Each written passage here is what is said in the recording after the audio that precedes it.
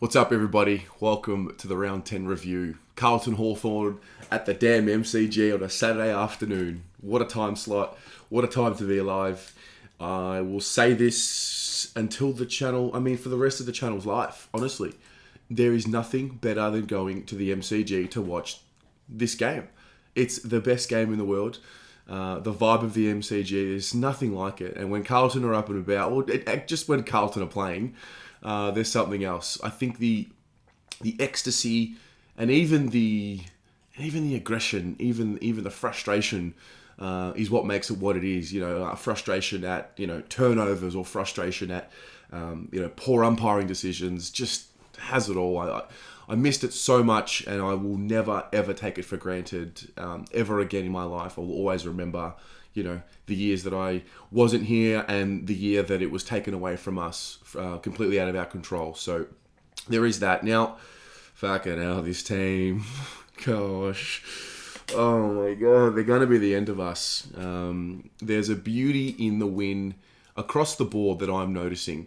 It was 13 goals, 886 to 9 goals, 963.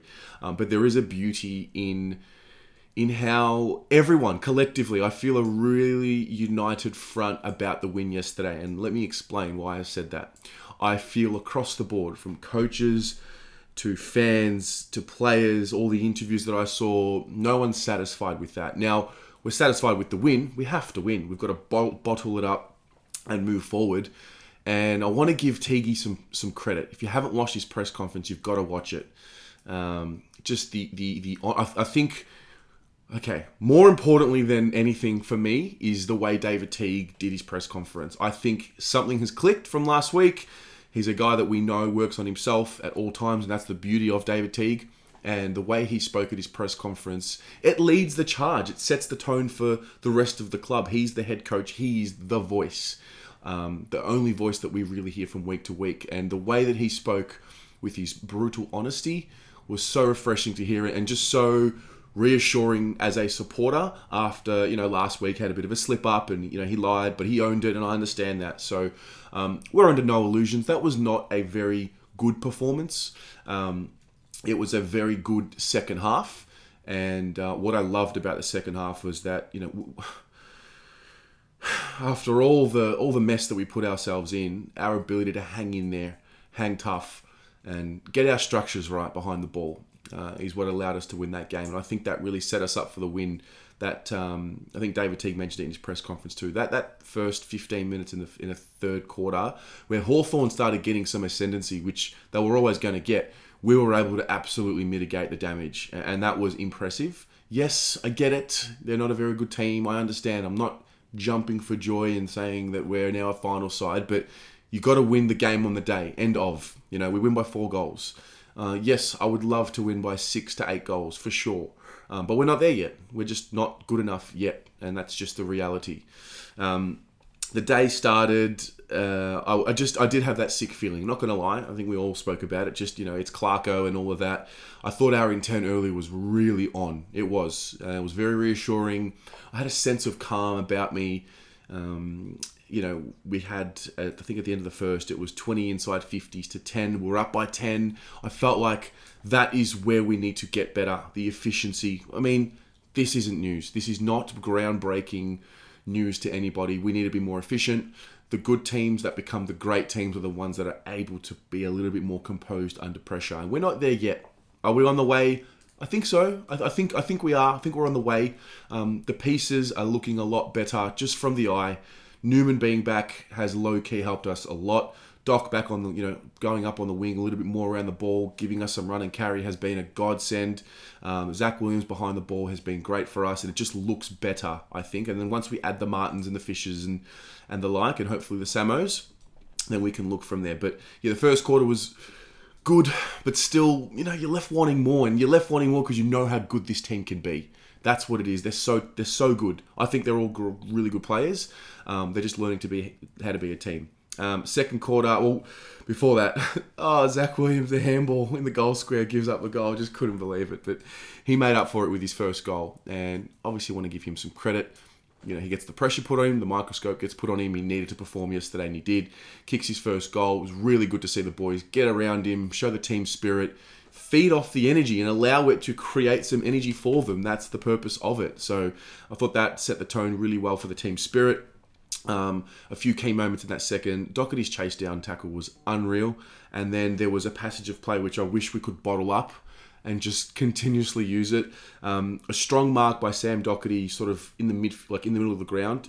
He had to take the mark. It was one of those moments where everything seems to slow down, and if he turns it over or if he doesn't mark the ball, Hawthorn, the ball spills, Hawthorn go forward, they probably kick a goal. Such was the way they were kicking their goals. But strong mark, quick hands to Sard, and that was something that I noticed as well. We look to get the ball into the guys who we want to have the ball running and carrying. So quick hands to Sard, he sprints, kicks to Eddie on the lead, beautiful. Eddie turns around, hits up always on the lead, turns around, kicks a goal. There was like a system about it. There was a certainty and a purpose about it. It was beautiful, and I hope that passage of play can be highlighted this week, and that's how it's got to be. And I don't think it's unreasonable to expect such passages of play, Bit of run, bit of carry, strong moment, strong contested mark, and we go forward from there. So I thought that was great. However, the red time goals, oh my God. I think Hawthorn kicked 4 goals from the 25 or 26 minute mark to the 33 minute mark of the second quarter, and that sick feeling just came back. That sick feeling of, I just felt like I was watching it unfold before my eyes again. I felt like we were so dominant in that first half, and I generally with Carlton, I know that we're going to lose when the magical things happen for the other team. And that goal on the halftime side was one of those magical things. I'm like, oh my God, it's happening today. The ball's bouncing Hawthorn's way. They hadn't even had a run of, like a patch of, form in the game at the point, the way I saw it. They were just hanging in there, hanging tough. Clarko was moving things, and they were getting quick, easy goals over the top and off turnover, and they didn't really have dominance in possession. So once we got to halftime, I absolutely shat myself. I'm going to be honest. It was very scary. Halftime comes. Evidently, David Teague's absolutely ripped into him, and I'm fucking happy about that. I love my boys, but I haven't got kids. But I feel like sometimes your kids need to be strongly disciplined, and I feel like that's what needed to happen with this group. Like, guys, you're playing so well. Why are you fucking around with it in the little moments? The little moments. The boxing out when the ball hits the deck in our defensive 50, things like that. Making sure we're accountable and not letting Hawthorn just run into open goal. Third quarter comes and the Hawthorn got on top. I thought that's when they got on top, and I thought that's this 10 to 15 minute passage of play was the most important for us because we mitigated the damage. Hawthorn hit the lead. Oh my God. It just sits there. It just sits right somewhere here.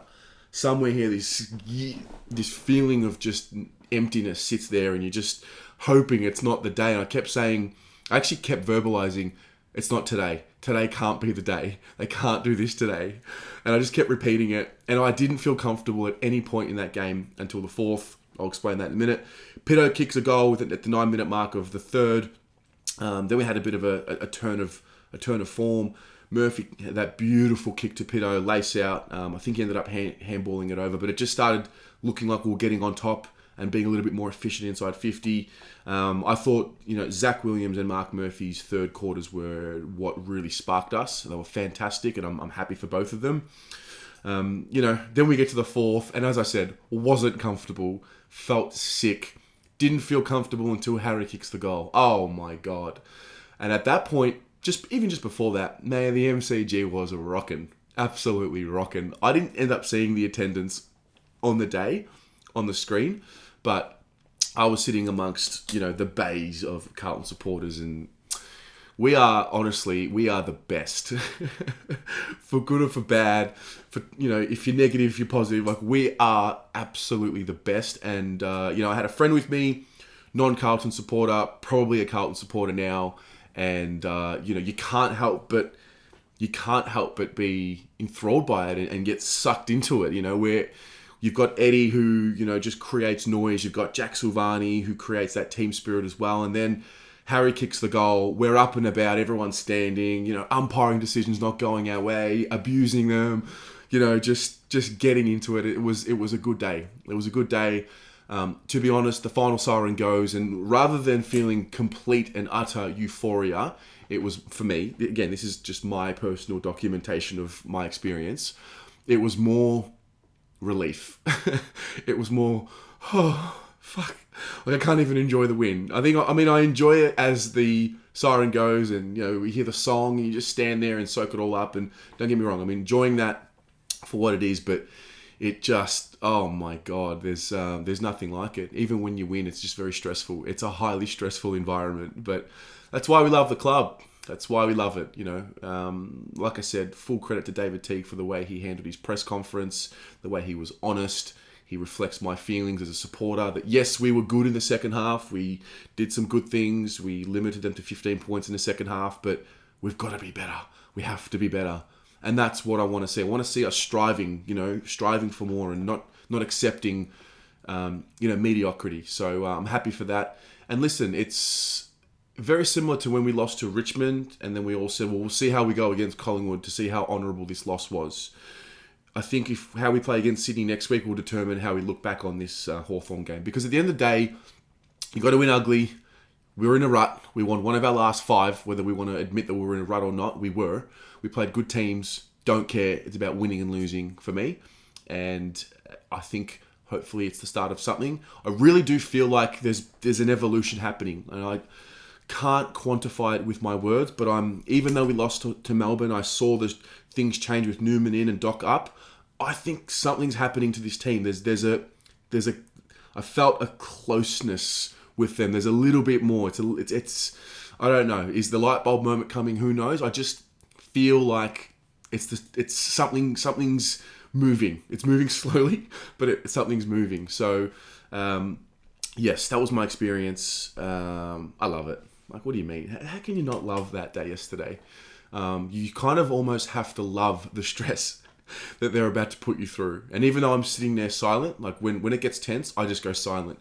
I breathe heavily, rock back and forth. I stand up. I call the umpire a fucking idiot sometimes. Maybe I shouldn't do that, but just, heat of the moment. Some of the decisions just absolutely baffle me. Even the one that went for us, I think it was like a push in the back called for Adam's side, which was probably one of the worst decisions I've ever seen in my life. But it is what it is. And we move on. We take the win and we absolutely move on.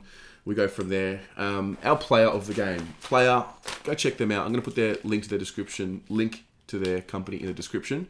They make granola. Great people. Absolutely adore them. Now, Walsh was outstanding. He was outstanding, especially in that first half. But I'm going to give it to my boy Doc. I'm going to do it again. I'm going to give it to my boy Doc. I love him. He's got my hair. He's got the captaincy. I think he has really evolved. And you've got to also think about the context of him. 2 knees, a cancer scare, and I love Sam Docherty. I absolutely love Sam Docherty, and I'm happy for him. He's really copped some criticism from me, from fans, from everyone, and he's fucking faced up to it, and he's owned it, and he's improved every bit incrementally, and you're starting to see it now, and he's moved up onto a wing, and it's doing wonders for us. Kudos to David Teague for the move. Kudos to Sam Docherty for being able to adjust. And this is probably a learning lesson for me and for others. That's not his natural position. However, good players find a way. And Sam Docherty finds a way to impact big time now that he's moved into a different position. Because he would have probably trained as a half-back flanker all pre-season. And, so I'm stoked for him, happy for him. He is the player of the game. 533 metres gained, 26 touches, 5 marks. 6 marks, 5 tackles. I thought there were other great players on the day as well. Thought Walsh obviously was brilliant. Zach Williams, I'm going to give him a massive wrap-up in the player ratings. Can't wait to do that. And that's how I saw the game. Loved it. Loved the club. Hopefully it's the start of something. Just want to win. Just want to win games of football. And then we can move on from there. I want to see a moving development of this team from here on in. Okay, 3-6 wasn't great. Let's begin. Let's go again. And hopefully ride some momentum, and hopefully this trough turns into a bit of a peak, and we start riding the peak up. So, what about you? How did you experience that game? Were you as stretched as me, or did you just feel like we were going to win at all times? Share with me your thoughts and your experiences in the comments below, and we'll go from there. Go the mighty fucking Blues.